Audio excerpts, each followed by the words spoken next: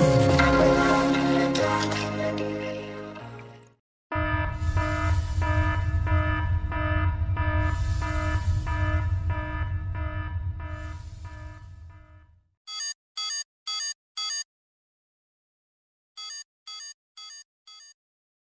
Friends, I am Nitro and welcome back to Noob Hackers. अगर आपने अभी तक हमारे चैनल को सब्सक्राइब नहीं किया तो सब्सक्राइब करें एंड बगल में जो बेल आइकन है जरूर उसको भी क्लिक करें। एंड अगर आप स्टिल बिगिनर हो एंड आप लोगों को पता नहीं कि यार काली लिनक्स क्या है, टर्मक्स क्या है, कहां से स्टार्ट करें, देन प्लीज ऊपर दिखा के आई बटन पे क्लिक करें। वहां पर आपको सारी प्लेलिस्ट या वीडियोस मिल जाएगी जिन्हें देख के आप लोग स्टार्ट कर सकते हो जो आप लोग सीखना चाहो। ओके गाइस, तो आज की इस वीडियो में मैं आप लोगों को बताऊंगा व्हाट इज ऑपरेटिंग सिस्टम। और एक बात गाइस, ये जो वीडियो है ये काली लिनक्स की एक बिगिनिंग सीरीज की पार्ट 1 की तरह है, जो कि बस एक इंट्रोडक्शन है। सो गाइस, यहां से सिखाना मुझे सही लगा, इसीलिए मैं इन सारे टॉपिक्स को कवर कर रहा हूं। तो यार I suggest you to not skip this video और any part of this video. अगर स्किप कर लिया तो समझो बहुत कुछ मिस हो गया। ओके गाइस, तो इस वीडियो को स्टार्टिंग से लेकर एंडिंग तक देखें और कहीं भी स्किप ना करें। तो चलो, यहां पर बहुत सारे लोग तो ऑलरेडी जानते होंगे व्हाट इज ऑपरेटिंग सिस्टम, लेकिन जो लोग नहीं जानते चलो उनके लिए मैं पूरा डिटेल से बता देता हूं। सो गाइस, यहां पर जैसे कि देख सकते हो व्हाट इज ऑपरेटिंग सिस्टम, उसके नीचे है operating systems and the types features. So यहां पर राइट साइड में हार्डवेयर है एंड उसके बाद है ऑपरेटिंग सिस्टम एंड देन आप देख सकते हो यूजर। तो चलो अब इसको थोड़ा और डीपली हम लोग समझते हैं। What is an operating system, यही है सबका सवाल जो बहुत सारे लोगों को अभी भी होगा मन में कि यार ऑपरेटिंग सिस्टम का मतलब क्या होता है।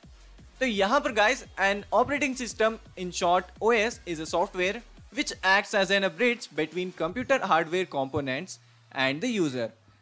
यहां पर यूजर जो भी इनपुट देगा वो ऑपरेटिंग सिस्टम एक कंप्यूटर की लैंग्वेज में कन्वर्ट करके कर्नल के थ्रू, यानी कि कर्नल के हेल्प से हार्डवेयर को पिंग करेगा, जिससे हमें जो भी टास्क चाहिए, चाहे वो साउंड से रिलेटेड हो तो हमें साउंड सुनाई देगी, अगर लाइट से रिलेटेड है तो फ्लैश ऑन होगा, अगर कैमरा से रिलेटेड है तो कैमरा ऑन होगा। सो ऐसे ये काम करता है, ऐसे यहां पर एक्सप्लेन किया गया है। अब नेक्स्ट यहां पर जाते हैं।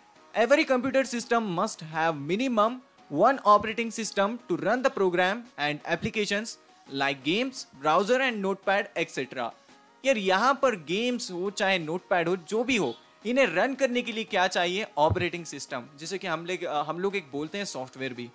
तो इन सब को अगर रन करने के लिए हम ऑपरेटिंग सिस्टम नहीं यूज करेंगे तो ये एग्जिस्ट ही नहीं करेंगे, बिकॉज ऑपरेटिंग सिस्टम के अंदर ही ये सारे गेम्स या थर्ड पार्टी एप्लीकेशंस इंस्टॉल किए जा सकते हैं, यूज किए जा सकते हैं, राइट। तो इसीलिए यहां पर मेंशन किया गया है एटलीस्ट एक यहां पर ऑपरेटिंग सिस्टम होना चाहिए एक कंप्यूटर सिस्टम को रन करने के लिए। नेक्स्ट आता है the OS help us to communicate with the computer by the help of computers language and it's not possible for user to use any gadget without the operating system। ये भी सही है यार, क्योंकि यहाँ पर जो हम सब लोग जानते हैं बाइनरी लैंग्वेज से हर इलेक्ट्रिकल गैजेट ट्यून होता है, यानी कि काम करता है। अगर हम लोग जिस दिन बाइनरी सीख जाएंगे, जैसे अब हम बात कर रहे हैं, यानी कि हिंदी में बात कर रहा हूँ, इसी तरह हर कंप्यूटर की भी एक लैंग्वेज होती है। अगर मैं यहाँ पर डायरेक्ट इंग्लिश में हाई बोलूंगा तो कंप्यूटर की तरफ से कोई भी रिस्पॉन्स नहीं आएगा, because computers doesn't know human language, right. अगर मैं वही बाइनरी में किसी इंसान से बात करूंगा, किसी अनजान आदमी से, तो वो लोग समझ नहीं पाएंगे, राइट। इसी तरह ऑपरेटिंग सिस्टम के लैंग्वेज में, यहां पर कंप्यूटर के लैंग्वेज में ऑपरेटिंग सिस्टम हमारे दिए गए हो इनपुट को कन्वर्ट करके वहां से हमें रेस्पॉन्स देता है, यानी कि आउटपुट। इसीलिए यहां पर मेंशन किया गया है।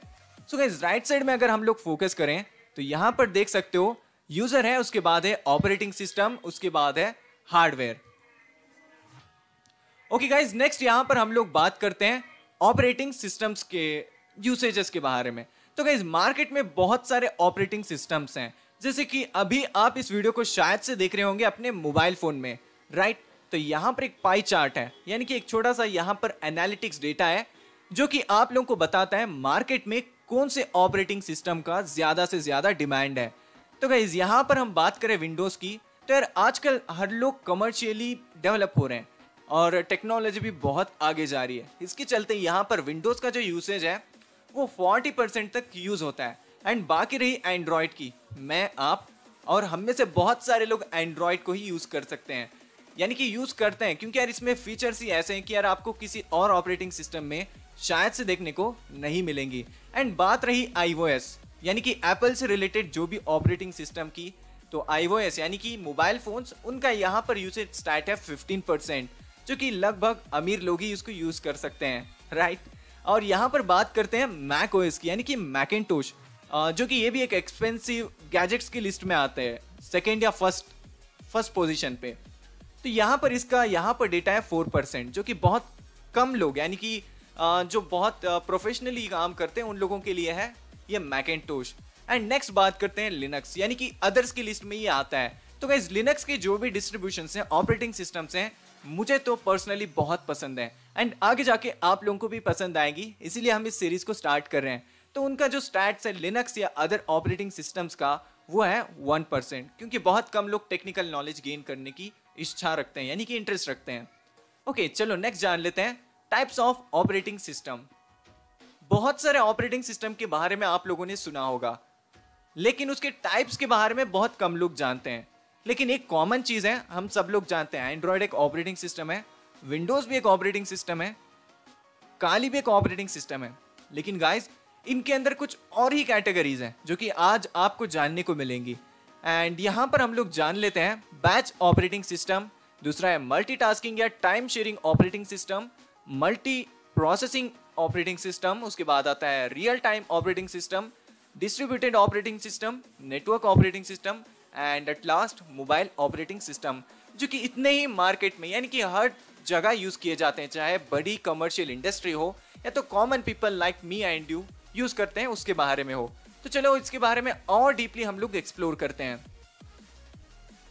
ओके गाइस, तो फर्स्ट ऑफ ऑल लिस्ट में आता है batch operating system. Some computer processes are very lengthy and time consuming. To speed the same process, a job with a similar type of needs are batched together and run as a group. यानी कि यहां पर कहा जा रहा है कि यार यहां पर एक स्पेसिफिक जो होता है ना टास्क, बहुत प्रोसेस को कंज्यूम करता है, यानी कि बहुत टाइम लेता है। एंड उसको करने के लिए क्या करते हैं हम लोग, यहां पर स्पेसिफिक ग्रुप बनाते हैं लोगों की। लाइक मैं और आप एक ग्रुप है एंड आपके फ्रेंड्स और मेरे फ्रेंड्स एक ग्रुप बना चुके हैं एंड हम सब लोग ऑपरेटिंग सिस्टम में कुछ काम देते हैं। तो वो ऑपरेटिंग सिस्टम क्या करते हैं, अलग अलग बैचेस बनाता है कि चलो मैं 1000 प्रोसेस में 500 प्रोसेस का एक बैच बनाता हूं एंड फिर 500 प्रोसेस का एक बैच बनाता हूं एंड देन एक ही प्रोसेस ऐसे कितने भी हजारों टास्क हो उनको एक बैच में कन्वर्ट करके सीपीयू उसके अंदर एज अ इनपुट देता है एंड देन बाकी काम होते हैं। So guys that's why batch operating system is totally different thing. Okay guys, यहां पर और एक बात भी कही गई है, the user of a batch operating system never directly interacts with the computer. In this type of operating system every user prepares his or her job on an offline device like a punch card and submit it to the computer operator. And punch card याद आते ही हमें अपने colleges या school याद आते हैं जहां पर हम लोग जाके अपने कार्ड्स को स्वाइप करते हैं। तो ऐसे भी यार आप एग्जांपल्स बहुत सारे ले सकते हो, या तो गूगल करोगे तो यार बहुत सारे बंचेस में आपको आंसर मिल जाएंगे। लेकिन इतना बताना मेरा फर्ज था कि यार इतना बेसिक जानना इंपॉर्टेंट है।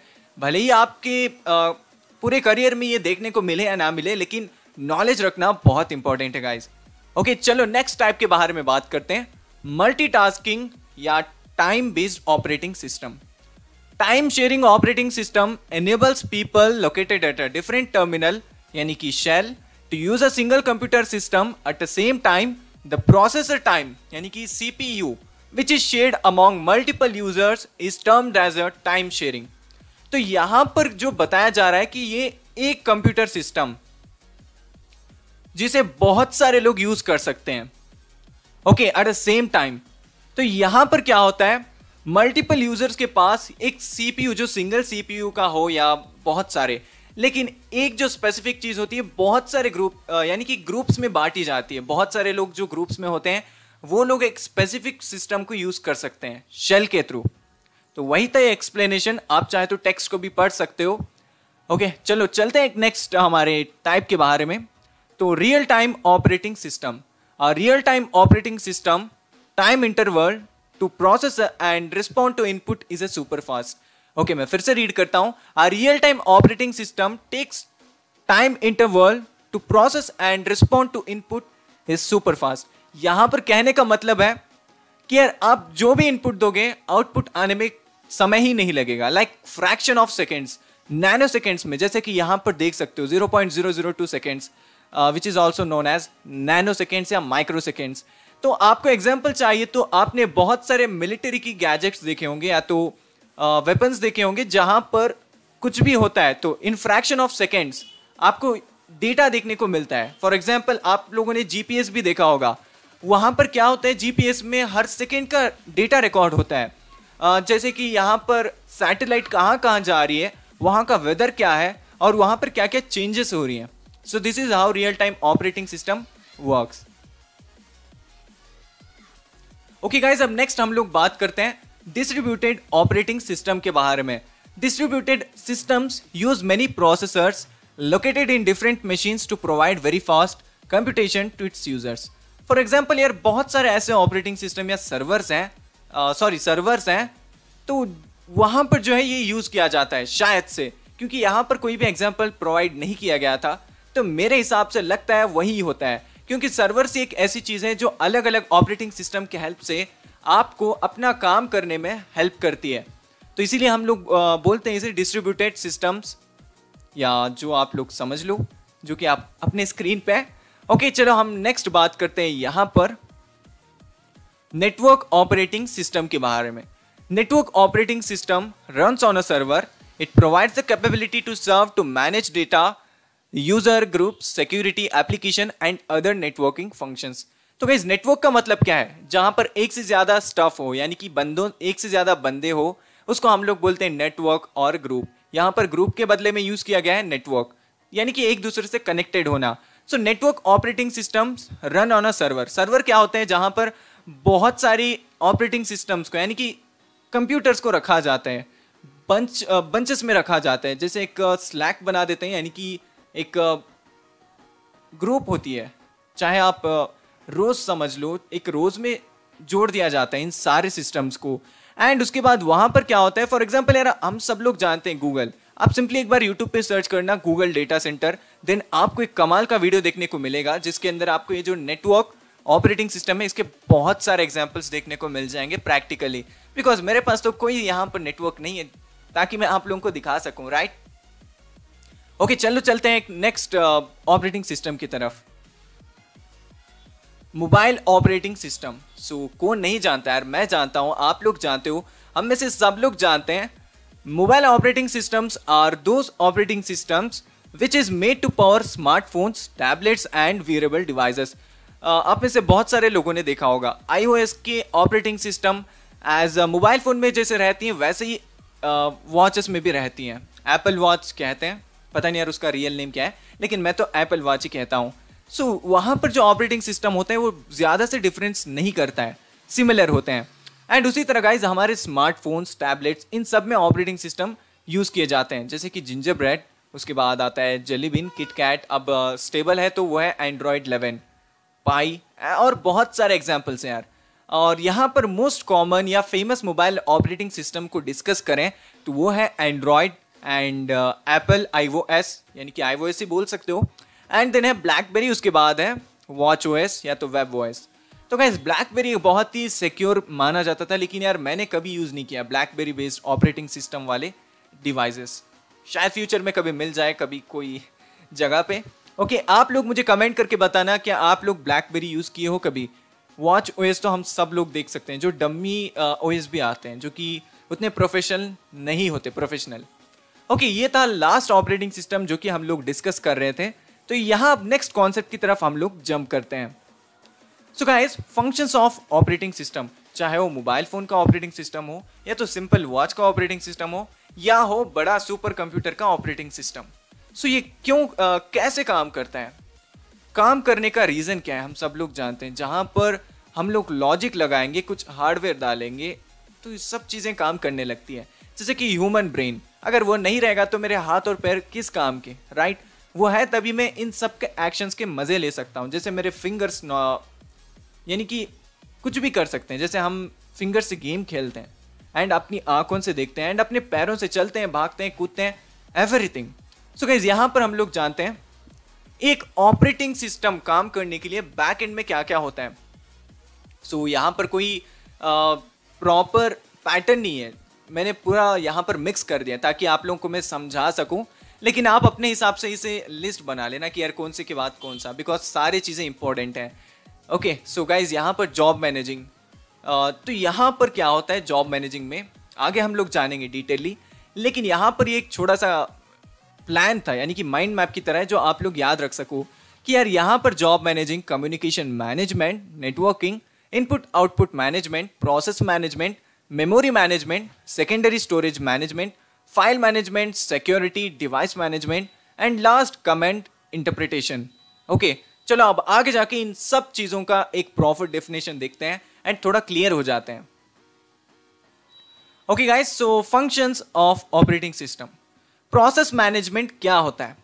Process management helps OS to create, यानी कि operating system to create and delete processes. It also provides mechanism for synchronization and communication among process. And ये क्या करता है, प्रोसेस क्या होता है? फॉर एग्जाम्पल अगर आप अपना टास्क मैनेजर ओपन करोगे तो आपको प्रोसेसेस दिखेंगे और वहां पर प्रोसेस मैनेजमेंट का एक टैब भी होगा। वहां पर क्या होता है, बैकग्राउंड में क्रोम रन कर रहा हो, व्हाट्सएप रन कर रहा हो, इनको इंटरनेट से सिंक करने के लिए या तो आप उसको किल भी कर सकते हो, यानी कि एंड कर सकते हो प्रोसेस को। तो यही वो है प्रोसेस मैनेजमेंट, जो आपको दिखता नहीं है लेकिन बैक एंड में चलता रहता है।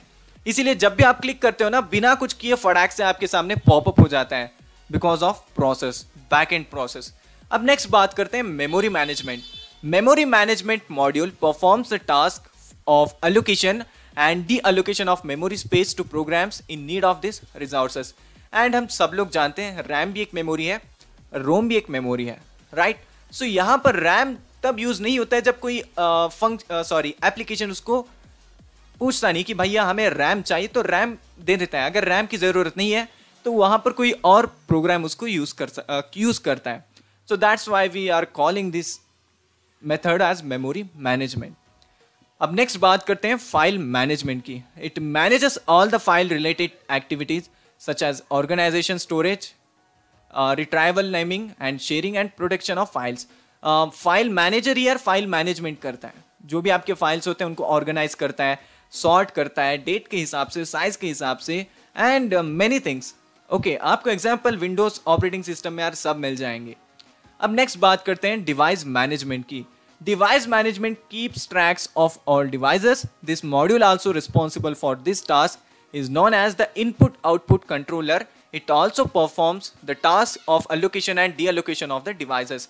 डिवाइस मैनेजमेंट में क्या होता है, मान के चलो मुझे अपने मोबाइल फोन में हेडफोन्स लगा के गाने सुनना है, तो यहाँ पर अगर device management main role play करता है यार, डिवाइस को इनपुट करना या तो आउटपुट करना, यहाँ पर उसी को मैनेज करता है डिवाइस मैनेजमेंट, जो कि यहाँ पर हार्डवेयर को इन्वोक करता है कि भैया यहाँ पर हेडफोन जैक में हेडफोन लगा है, so let's to play some music. तभी आपके ईयरफोन्स में साउंड वेव्स आती हैं एंड आप लोग सुनते हो एक मजे वाली म्यूजिक।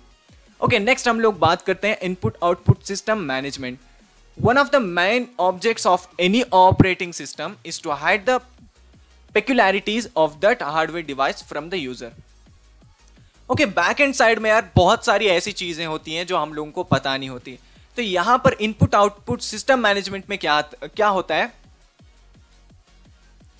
जो इंपॉर्टेंट चीजें होती हैं जो यूजर को नहीं दिखाना होता है, उनको यहां पर बैक एंड साइड में रन करने के लिए इनपुट आउटपुट सिस्टम मैनेजमेंट काम करता है। एंड ये जो मैं बता रहा हूं ये एक रूट लेवल नहीं है, एक अपर लेवल है, जो कि मैं आपको बस याद रखने के लिए मजबूर कर रहा हूं, क्योंकि यार आगे जाके ये सब इंपॉर्टेंट है। अगर आपको और डीप नॉलेज चाहिए, आप अगर असेंबली तक, प्रोसेसर तक जाने के लिए तैयार हैं, तो हमारे महागुरु गूगल तैयार हैं, जाके सिंपली गूगल कर लेना, बिकॉज मैं सारा कॉन्सेप्ट यहाँ पर समझाऊंगा। एक तो मेरा टाइम कंज्यूम होगा, दूसरा आपका भी टाइम कंज्यूम होगा, राइट। ओके तो चलो नेक्स्ट हम चलते हैं नेक्स्ट स्टेप की तरफ। अब कुछ और भी फंक्शंस यहाँ पर हैं जो हम डिस्कस करने वाले हैं। सेकेंडरी स्टोरेज मैनेजमेंट, जान लेते हैं सेकेंडरी स्टोरेज क्या होता है एंड उसका मैनेजमेंट कैसे होता है। Systems have several levels of storage, which includes primary storage, secondary storage, and cache storage. Instructions and data must be stored in a primary storage or cache storage so that running program can reference it. हम अपने operating system में बहुत सारे drives देख सकते हैं, drive A, drive B, drive C, drive E, up to आपकी मर्जी, जहां तक आप लोग चाहते हो वहां तक आप ड्राइव्स बना सकते हो।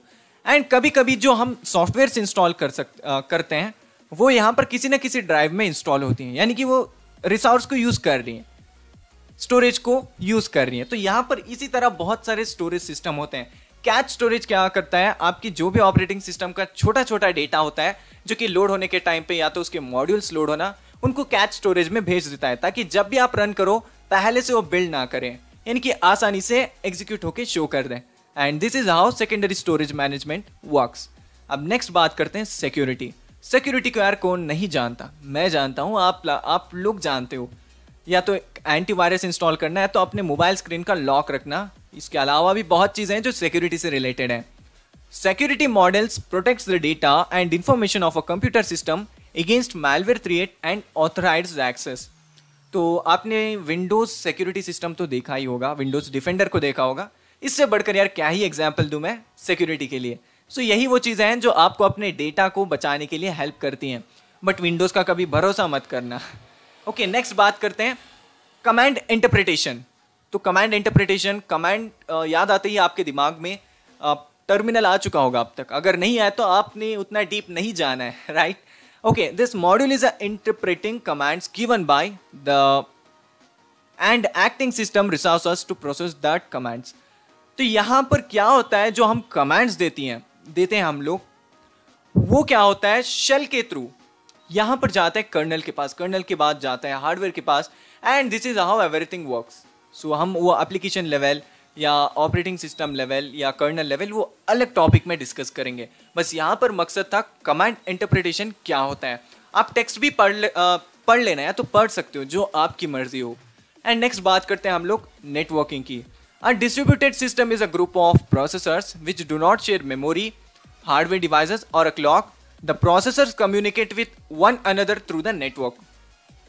For example, यहाँ पर मैं अपने कंप्यूटर को अपने फ्रेंड के कंप्यूटर के साथ करूँगा तो वो कहलाएगा नेटवर्किंग। एंड अब मैं अपने फाइल्स उसके साथ शेयर कर सकता हूँ, वो अपने फाइल्स मेरे साथ शेयर कर सकता है, एंड मैं इंटरनेट को यहाँ पर सर्व कर सकता हूँ। लेकिन यहाँ पर कोई भी डिवाइस का लेना देना नहीं है यार, यहाँ पर एक नॉन फिजिकल एक नेटवर्क बनता है जो कि वायरलेस होता है। सो उसी को हम लोग बोलते हैं नेटवर्किंग या तो नेटवर्किंग। ओके, अब नेक्स्ट हम लोग जानते हैं जॉब मैनेजिंग के बारे में। जॉब कहते ही आपको फिजिकल वर्ल्ड का जॉब याद आता होगा, but that's not a job in case of operating systems. Keeping track of time and resources used by a various job and users. अब एक ऑपरेटिंग सिस्टम में मान के चलो आपके घर में बहुत सारे मेंबर्स हैं, लाइक आपके भाई, आपका छोटा भाई एंड आप तीनों लोग एक ही ऑपरेटिंग सिस्टम को यूज़ करते हो।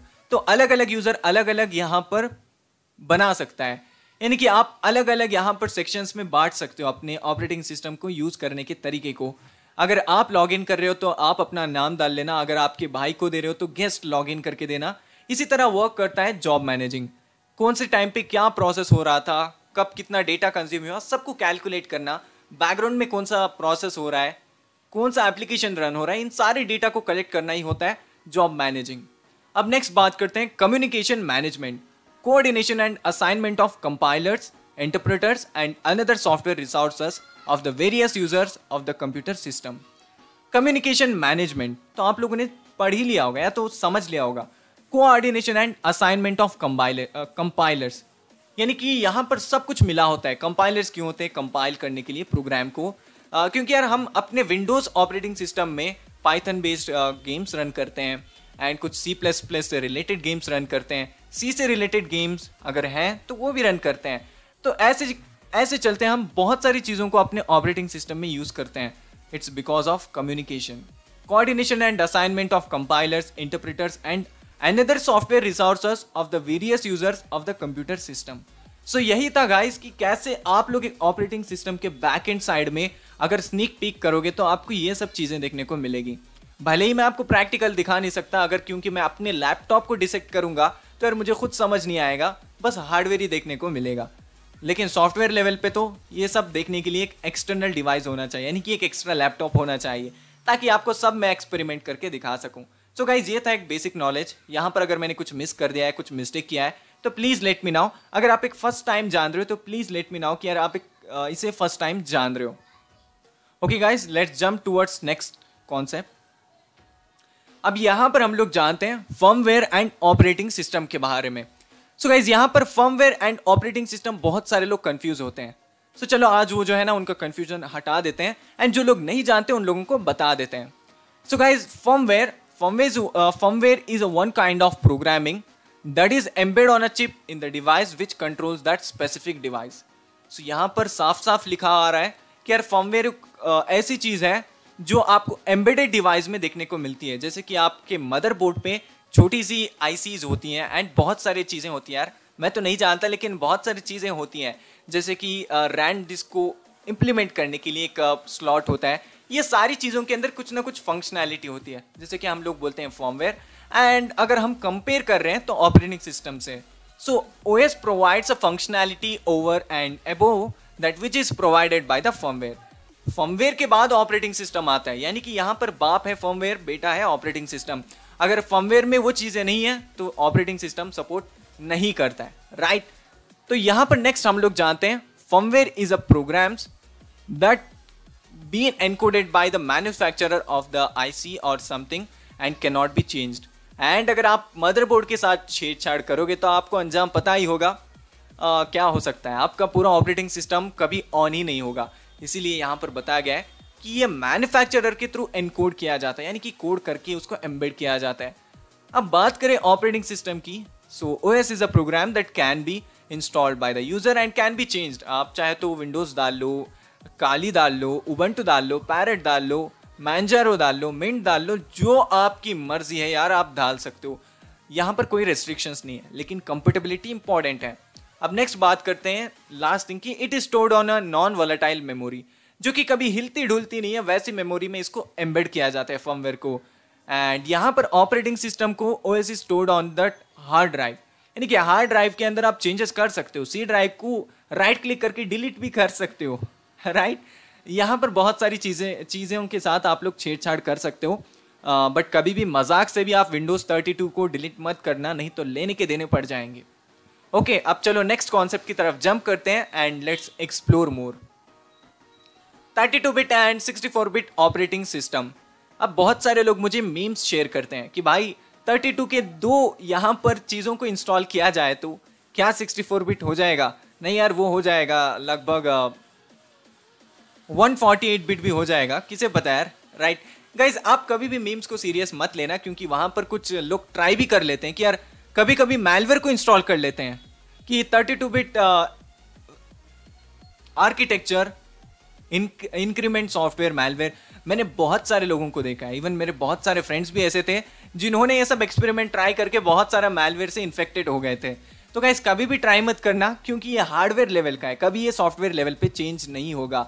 अगर आप करोगे तो या तो मैलवेयर अटैक होगा या तो पूरा सिस्टम करप्ट हो जाएगा, राइट। तो यहाँ पर हम में से बहुत सारे लोग क्या करते हैं, 64 बिट वाले ऑपरेटिंग सिस्टम्स को, जैसे कि काली लिनक्स के बहुत सारे हैं एंड विंडोज का 64 बिट 32 बिट में इंस्टॉल करने को देखते हैं, तो सडनली वहाँ पर इश्यू आता है कि ये सपोर्ट नहीं करता है, या तो करप्ट हो जाता है या तो पूरे हार्ड ड्राइव्स फ्लैश हो जाती है, यानी कि डिलीट हो जाती हैं। सोचो यार ऐसे कितने खतरनाक स्टंट्स हैं परफॉर्म करने के लिए। ओके चलो यहाँ पर कुछ डेफिनेशंस पढ़ लेते हैं।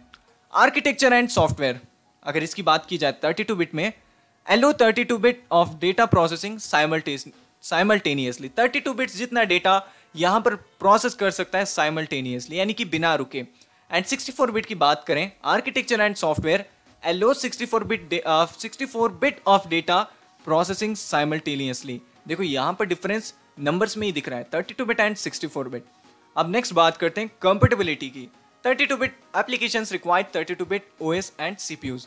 यहाँ पर बस OS की बात नहीं है, CPUs की भी बात है। अगर वो OS 32 बिट का है एंड उसका CPU 32 बिट का है तभी वो सपोर्ट करेगा, नहीं तो आपको यहाँ पर ब्लू स्क्रीन ऑफ डेथ भी देखने को मिल जाएगा। अगर बात करें हम कंपेटेबिलिटी 64 बिट की, तो वो है applications require a 64 bit OS and CPU। Same है यार, बस यहाँ पर थोड़ी चेंजेस हैं। System available all versions of Windows 8, Windows 7, Windows Vista, Windows XP, Linux etcetera. हाँ, आपने सही सुना, लिनक्स भी सपोर्ट करते हैं कुछ लिनक्स के डिस्ट्रीब्यूशंस। GNU लिनक्स के लगभग 20-30% मैंने देखे हैं, कभी यूज़ किए हैं। ओके, नेक्स्ट बात करते हैं system available for 64 bit, Windows XP professional, Windows Vista and Windows 7, Macintosh and Linux. ये जो मैकिन्टोश है वो एक्सपेंसिव तो है ही, उसके ऊपर से उसके यहाँ पर 64 बिट के बिना वो चलेगा भी नहीं। देखो यार कितने डिमांड्स हैं इनके। अब नेक्स्ट बात करते हैं यहाँ पर मेमोरी लिमिट्स की, कि मेमोरी लिमिट क्या होती है। 32 bit systems are limited to 3.2 GB of RAM, random access memory, randomly कोई भी प्रोग्राम इस मेमोरी को एक्सेस करता है। ओके, तो यहाँ पर आप 3 GB जितना रैम डाल सकते हो, उसके ऊपर डालोगे तो शायद फट भी सकता है आपका कंप्यूटर, राइट। और नेक्स्ट बात करते हैं मेमोरी लिमिट्स की 64 बिट में। तो 64 bit systems allow maximum 17 billion GB of RAM. सोचो यार, इतना होगा तो कितना पैसा इन्वेस्ट करना पड़ेगा। एंड GTA 5 जैसे हज़ार या लाखों से ज़्यादा गेम्स को मैं साइमल्टेनियसली खेल सकता हूँ बिना लैग के, जो कि मेरा एक सपना है। ओके, तो यहाँ पर गाइज ये था पूरा कैसे आप लोग ट्राई कर सकते हो इन सारे चीज़ों को। एंड ये बेसिक नॉलेज था कि यार कैसे ये सब चीज़ों को एक्सप्लोर किया जाता है, जो कि मैंने एक वेब पेज से पूरा डेटा कलेक्ट किया एंड यहाँ पर डाल दिया अपने स्लाइड्स में, ताकि मैं आप लोगों को वेब पेज दिखा के कंफ्यूज ना कर सकूँ, यानी कि अपने ये यूज़र इंटरफेस में कलरफुल्ली आपको दिखा के एक्सप्लेन कर सकूँ। सो गाइज, अगर आपके कुछ डाउट्स हैं तो प्लीज़ लेट मी नो यार, क्योंकि यहाँ पर बहुत सारे लोगों के डाउट्स होते हैं, फिर भी वो लोग पूछते नहीं हैं, वीडियो देखते हैं एंड भूल जाते हैं, जो कि मैं पहले करता था, लेकिन अब वो गलती नहीं करता हूँ। या तो मैं उसकी नोट्स लेता हूँ या तो मैं रिपीटेडली वहाँ पर प्रैक्टिस करने लगता हूँ, तभी जाके मुझे यहाँ पर मोटिवेशन मिलता है नेक्स्ट चीज़ों को सीखने के लिए। So that's all for today. I hope कि ये वीडियो आप लोगों को पसंद आई होगी। पसंद आए तो लाइक करें, चैनल पे नए हो तो ज़रूर सब्सक्राइब करें एंड अपने फ्रेंड्स के साथ ज़रूर शेयर करें। एंड यार, ये मेरा फर्स्ट एक्सपीरियंस था। मेरे पास वैसे भी माइक नहीं है, तो मैंने पूरी कोशिश की कि यार इसको आफ्टर 50 to 20 टेक्स के बाद मैं पूरी वीडियो बना पा रहा हूँ। अगर आप इस वीडियो को देख रहे हो तो इतने टेक्स तो हो ही चुके होंगे। ओके, सो अब आने वाली वीडियोस में ऐसे कुछ मिस्टेक्स नहीं होंगे, यानी कि और भी इंप्रूवमेंट्स रहेंगे। सो गाइज, ये था introduction of Kali Linux series. आप कनेक्टेड रहें चैनल से, आप इनएक्टिव ना हो, क्योंकि अब आगे से आपको सीरीज मिलेंगी जो लोग आप डिमांड कर रहे थे। ओके, तो चलो मिलते हैं एक नेक्स्ट अमेजिंग वीडियो में। तब तक के लिए बाय, टेक केयर, जय हिंद।